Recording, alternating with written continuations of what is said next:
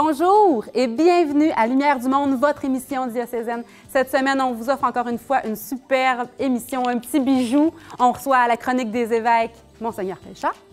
On vous présente un reportage magnifique, les aventures de la petite Marguerite, qui nous présente l'oratoire Saint-Joseph de Montréal, vous allez voir. Et on reçoit sur le plateau dès à présent Christian Beaulieu, un prêtre de feu qui a rempli le stade olympique, qui a rempli le Colisée de Québec, qui est allé en Afrique dans 6 pays différents, qui est allé à Haïti, qui en a beaucoup à partager, beaucoup d'anecdotes. C'est croustillant, vous allez voir. On vous offre ça maintenant. À tout de suite.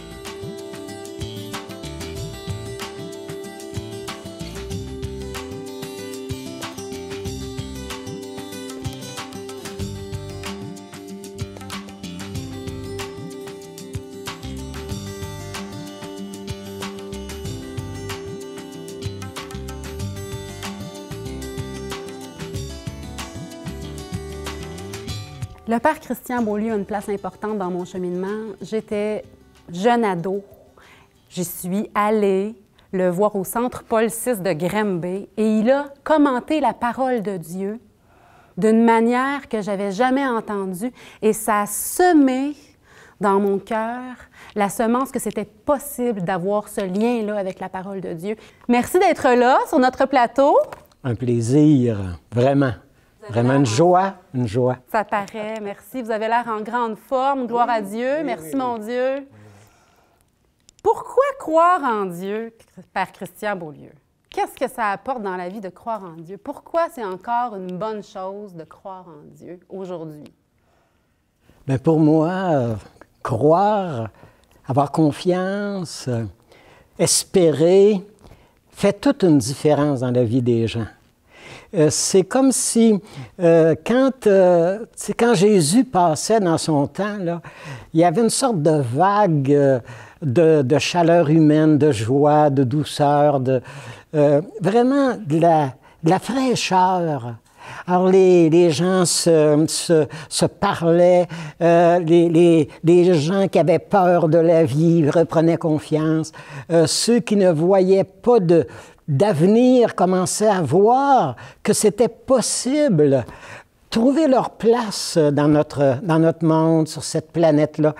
Et ça, Jésus, quand il passe dans notre vie, il fait une différence et c'est pour nous envoyer à la mission, envoyer vers les autres, laisser une marque de lumière, de paix, de douceur autour de nous autres.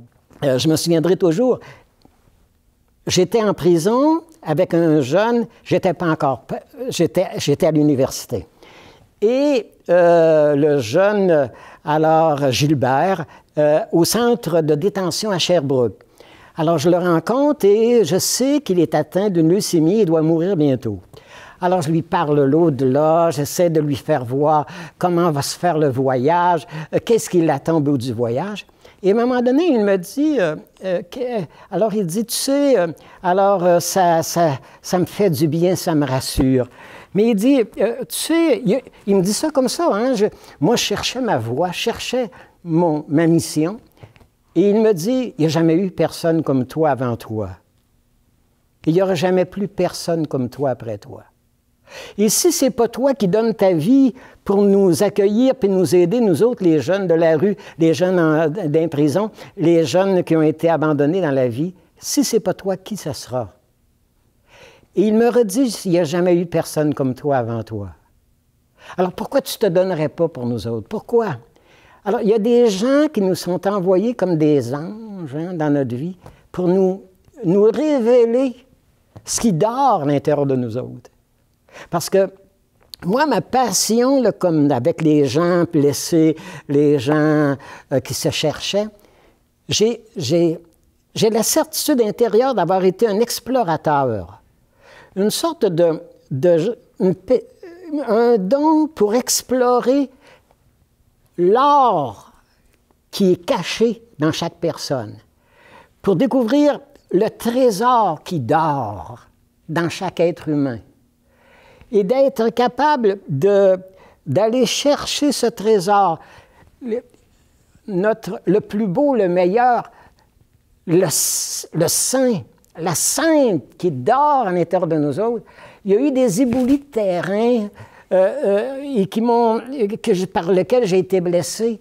Et il s'agit de déterrer la source, de dégager la source, là, et l'eau va se mettre à jaillir, la source de lumière, la source de beauté, l'être ressuscité, l'être de tendresse, l'être d'amour qu'on est chacun, alors va se mettre vraiment à vivre.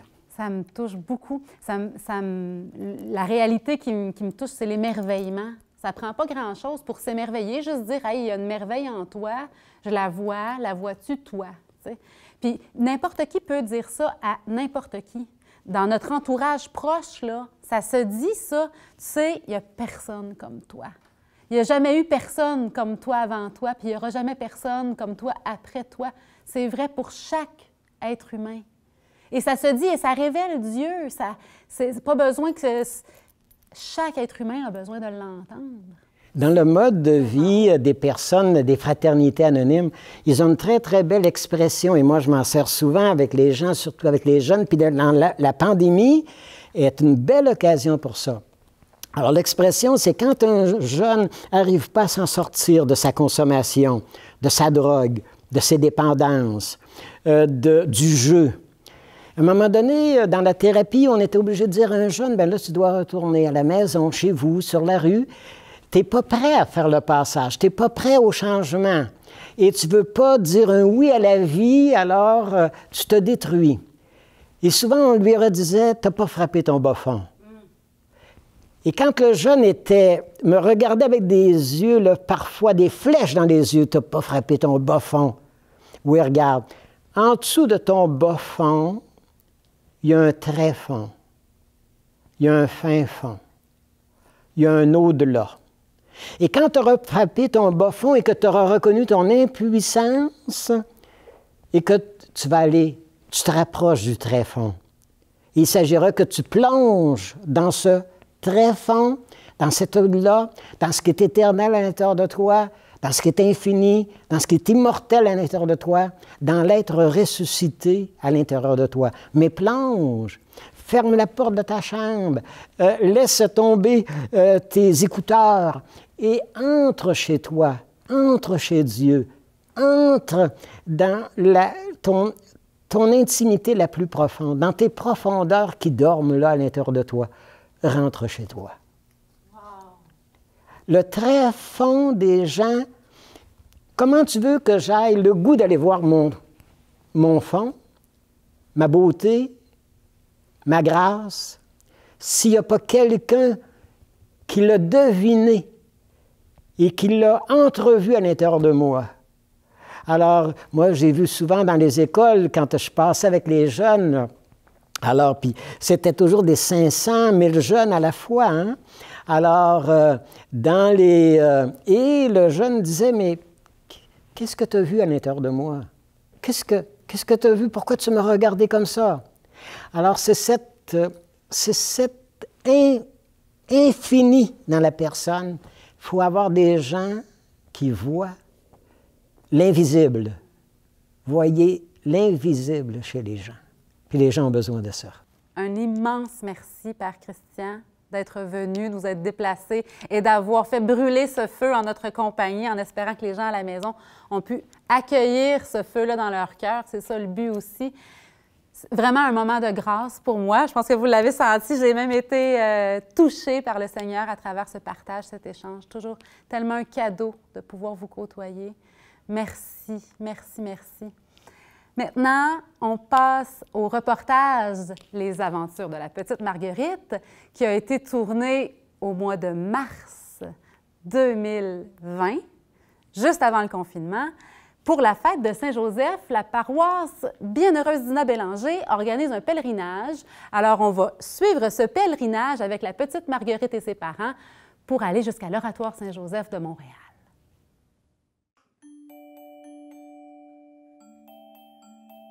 C'est la crèche. T'aimes ça, la crèche? Oui. C'est un petit peu mon trésor. Oh, c'est Noël. On est dans la crèche. Il y a l'âne, oui, t'as raison.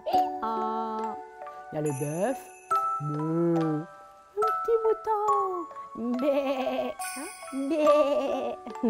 Mais surtout, Oui, il y a l'enfant Jésus. Oui, il est ici, l'enfant Jésus, avec maman Marie et Saint-Joseph. Oui, puis demain, on va aller à l'oratoire Saint-Joseph. On va aller lui confier nos prières, à notre cœur, oui, nos familles. Oui, t'es contente. Bien cher Saint-Joseph, nous sommes reconnaissants. Voici nos besoins. Merci, Saint-Joseph. Bon. C'est fait, il reste plus qu'à aller porter ça demain.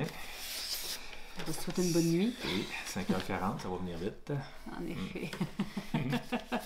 Courage. Ça va une belle journée. Oui, ça vaut la La joie. fameuse enveloppe. Mon Dieu Seigneur, t'es fin, toi. C'est tôt le matin, là. Bon, sandwich et compote pour bébé. Hein? Pour la journée, c'est important. Oh là là là là là là, mon beau bébé, t'es tout endormi. L'aventure, oui! Yeah, bébé!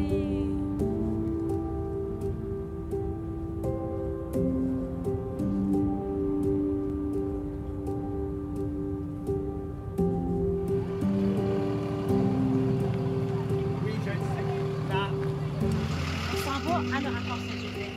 Portez cette précieuse enveloppe. On est parti.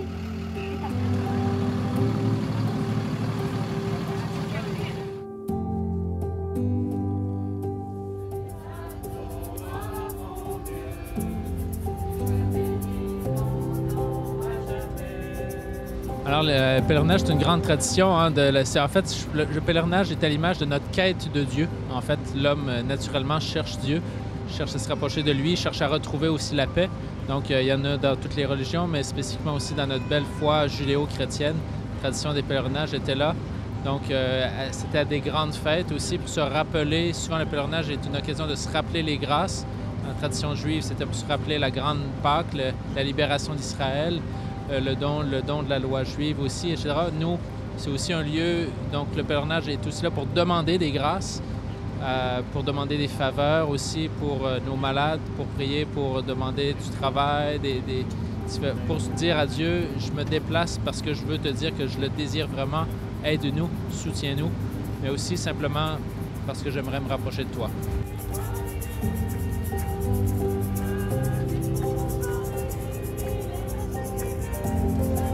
Donne à ton Église de sainte protection et au monde la paix. Quatrième mystère lumineux.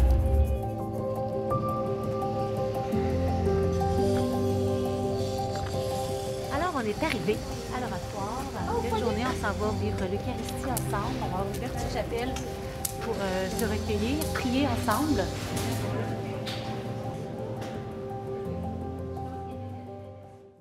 Alors, on a maintenant la messe, une messe spécialement pour nous. On nous a prêté une petite chapelle afin qu'on puisse ensemble prier pour toutes nos intentions, pour nos paroisses. Donc, allons-y.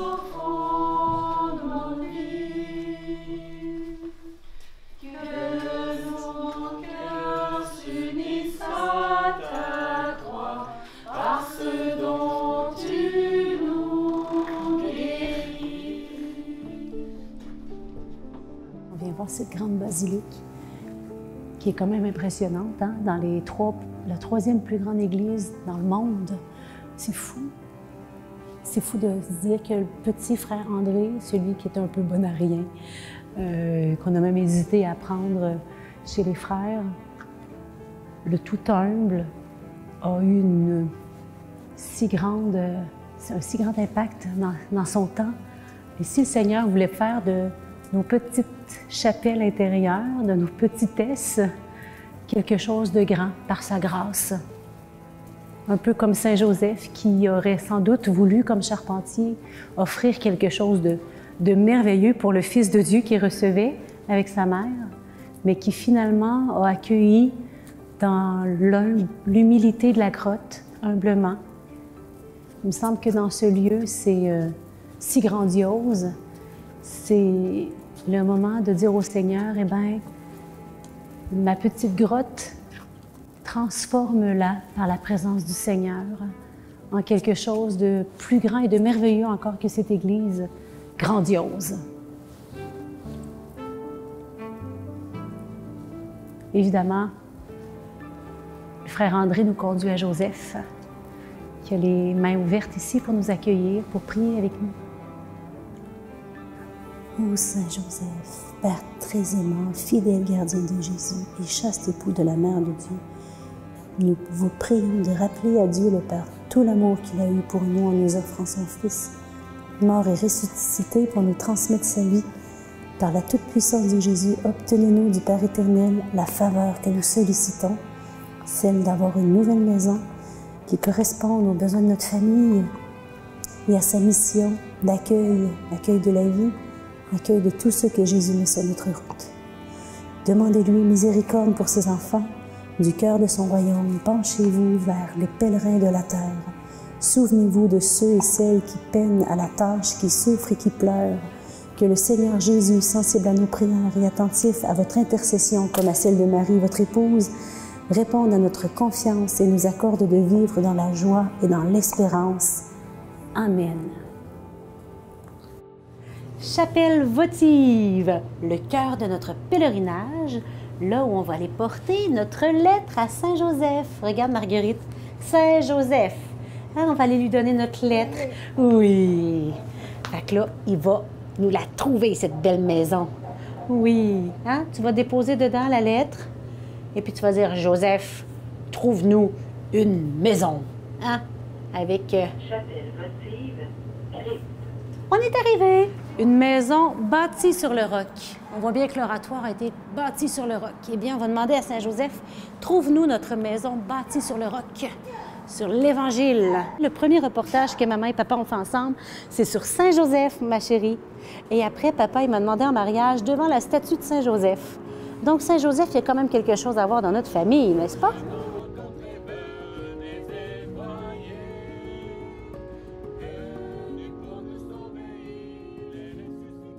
Alors, Marguerite, on arrive à la chapelle votive.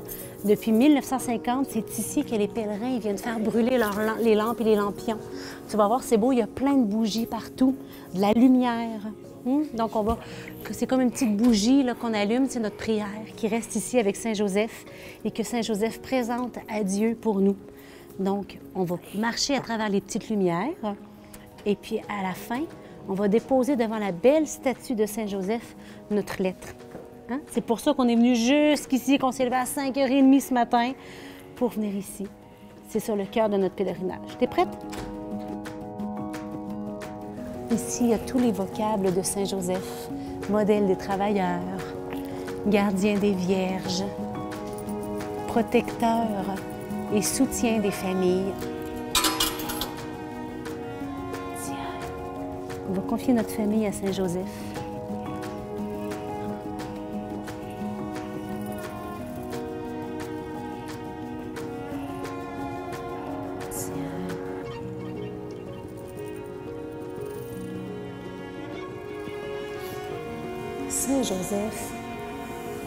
Saint-Joseph protège notre famille, soutiens-la dans notre chemin vers Dieu, dans notre chemin d'humanité avec tous nos frères et sœurs, toutes les personnes que le Seigneur met sur notre route pour qu'on soit des témoins de l'amour, des témoins de Jésus ressuscité.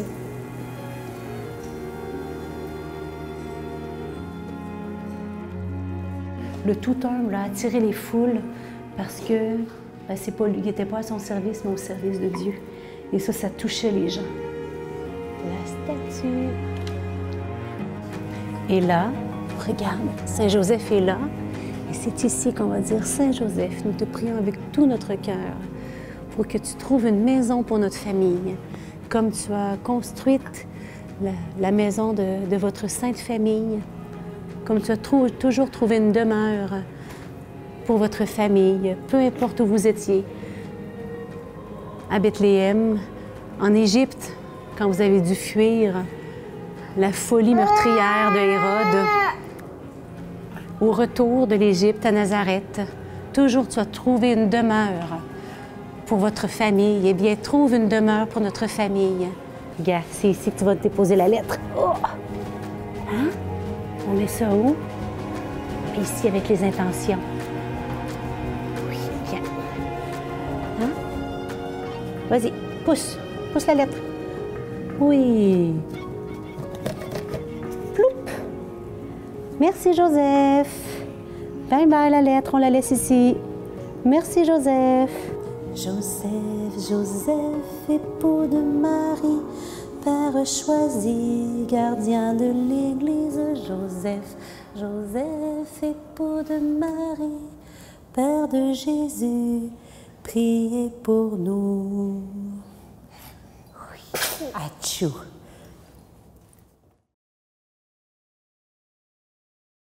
Monseigneur Pelchat, bienvenue à Lumière du Monde. Merci d'être là pour cette chronique des évêques. C'est votre toute première, mais il y en aura d'autres, assurément.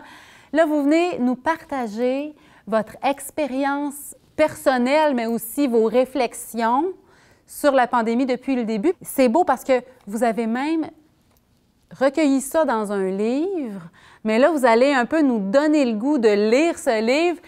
Quelles sont vos réflexions? Parce que je pense qu'elles sont vastes sur le plan social, ecclésial, sur le plan de la foi, sur le plan humain, même sur le plan environnemental.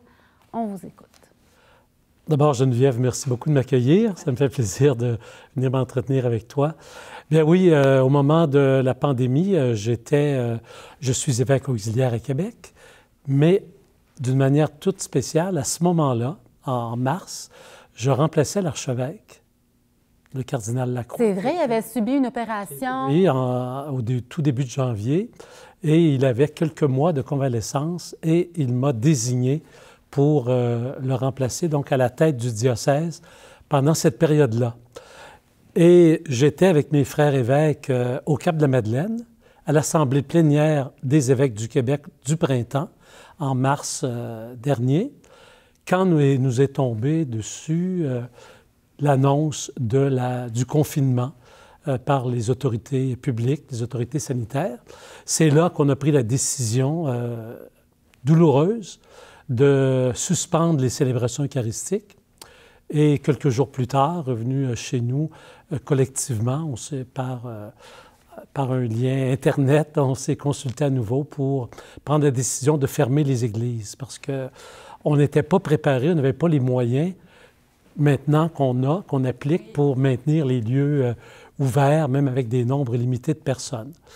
Et donc, à partir de ce moment-là, moi, j'habite habituellement l'Évêché, dans le Vieux-Québec. J'habitais l'Évêché, mais j'avais encore les séquelles d'une bronchite.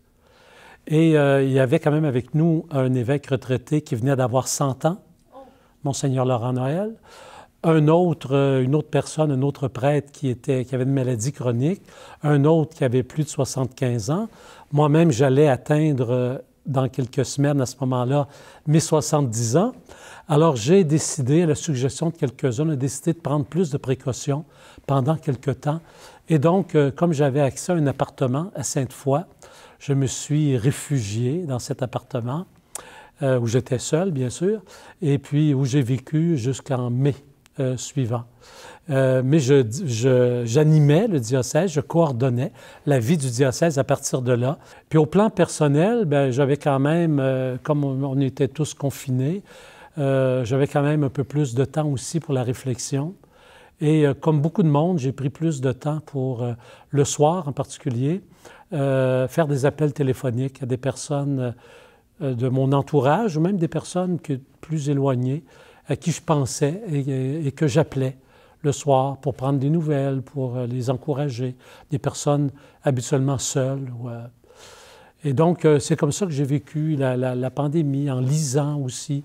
Alors, comme beaucoup d'autres, j'ai eu l'occasion de réfléchir sur beaucoup de choses, sur la société, sur les causes de cette pandémie. Beaucoup de gens faisaient des relations avec l'écologie, avec l'environnement. J'ai eu l'occasion de réfléchir sur la justice sociale parce que toutes les personnes vulnérables, les pauvres, les personnes malades, les personnes handicapées étaient doublement touchées par le confinement et par la pandémie. Des personnes qui étaient déjà limitées pour toutes sortes de raisons et qui avaient une autre limitation supplémentaire. Alors, j'ai beaucoup réfléchi à ça. J'ai réfléchi aussi à ma propre spiritualité. parce que ben, je priais seul pendant plusieurs semaines. J'ai prié seul. Bon, parfois, je me joignais à des célébrations de la parole ou même des célébrations eucharistiques par la télévision ou par Internet, mais je priais seul et pendant toute cette période-là. Et j'ai eu l'occasion de revenir à l'intérieur, plus profondément, je dirais. D'ailleurs, là, le livre que vous avez écrit sur toutes vos réflexions en lien avec la pandémie, le confinement et tout ça, sa date de sortie, c'est quand? On me dit, l'éditrice me dit que c'est le 9 novembre. 9 novembre. En vue du Salon du livre de Montréal, qui sera un salon du livre virtuel. Les gens pourront aller sur Internet visiter les kiosques, les différents éditeurs, et puis ils pourront parler à certains auteurs. Alors, dans mon cas, comme dans la plupart des autres cas, les gens qui verront que mon livre existe, qui auront envie de l'acheter, s'ils l'achètent en ligne, ils auront la possibilité de parler avec moi, comme si j'étais dans un kiosque. Le titre de ce livre? Alors, le titre du livre, c'est « Accueillir la vie d'après ». Et le sous-titre, c'est « Réflexion pour un temps de pandémie ». C'est un petit livre sans prétention, hein? Il a environ 110 pages, donc ça se lit assez facilement. J'ai essayé de ne pas être trop compliqué. Il y en a long à réfléchir, hein? C'est profond, la réflexion qu'il y a à faire, parce que ça concerne comment ça se passait, comment on veut que ça se passe, comment ça se passe maintenant aussi. Oui, c'est vaste, ça mérite, comme on dit, ça mérite réflexion. Et j'invite les gens à lire votre livre qui sort dans une semaine, là, le 9 novembre, c'est bientôt. Allez lire là-dessus, allez vous lire, parce que vos réflexions sont profondes, sont touchantes. Vous nous amenez à poser nos propres réflexions aussi. En posant toutes ces questions, ça nous amène à qu'est-ce que j'en fais? Comment on renouvelle notre Église, on renouvelle notre monde et nos propres cœurs? Exactement. Comment on va rebondir vers le bon Dieu. Merci, Monseigneur Pelchat. Vraiment, ça a été un plaisir de vous recevoir. Et puis, bien, on vous recevra de nouveau pour parler plus en profondeur de ce livre que vous avez écrit et qui paraît dans une semaine. Merci. Au plaisir. Merci, au plaisir. La semaine prochaine à l'émission, on s'en va sur le terrain pour un magnifique reportage qui allie foi, partage, solidarité et écologie.